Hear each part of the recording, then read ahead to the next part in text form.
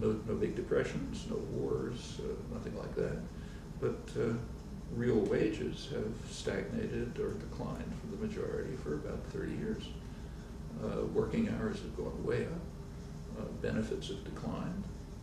It's exactly what economic history tells you. In fact, that's how the third world developed. You go back to the 18th century, there wasn't much difference between what we call the first and the third world. In fact, India was in many ways more advanced than England. England had to steal Indian technology and force India to accept inferior English goods and so on. But they had force, and they could do it. And what amount to neoliberal principles were pretty much applied in the colonies. They became the third world.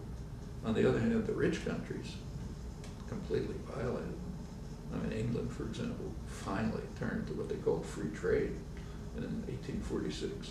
But that was after about 200 years of heavy state intervention in the economy and crushing competitors, Ireland, India, Low Countries, and so on.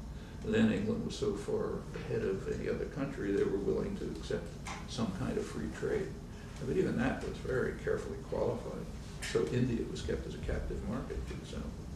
And England developed the biggest narco-trafficking enterprise in world history.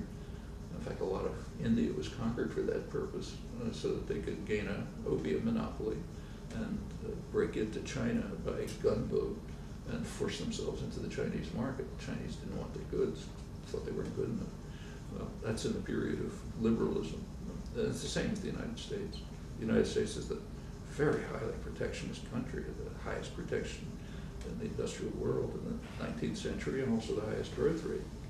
It finally, around 1950, was willing to accept free trade, so-called, but at that point it had about half the wealth of the world.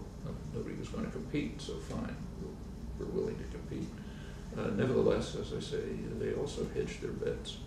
So the high-tech economy, the advanced economy, that relies on the state sector. Nothing.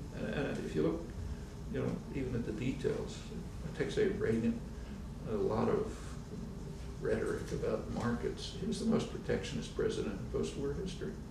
Now, he doubled entry barriers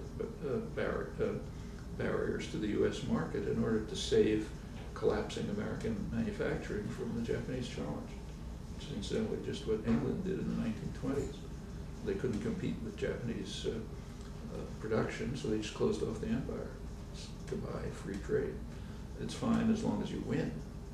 But if you don't win, I'm sorry, we don't play that game anymore. The third world had to play the game because they had it rammed down their throats. That's the primary lesson of economic history. You look at details, everything's more complicated. But these are powerful themes. Well, I guess I got the detail up there. It's just an incredible experience.